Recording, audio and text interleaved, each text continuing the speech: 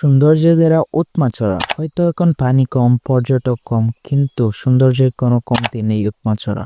এখন আসুন যাওয়ার প্রসেসটা বলি। প্রথম আম্বরখানা থেকে বিআরটিসি বাসের টিকিট কেটে নেবেন। তারপর বিআরটিসি বাসে করে চলে আসবেন। 40-50 মিনিটের মতো লাগতে পারে।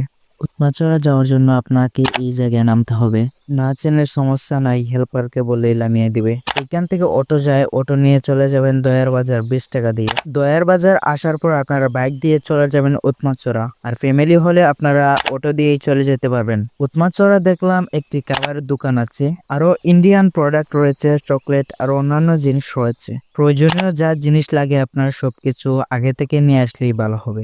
এখন চলে আসলাম মূল স্পটে। এই সময় উৎমাছড়ার এদিকে পানি খুবই কম থাকে, তাই পর্যটকও কম, কিন্তু উৎমাছড়ার সৌন্দর্যের কোনো কমতি নেই।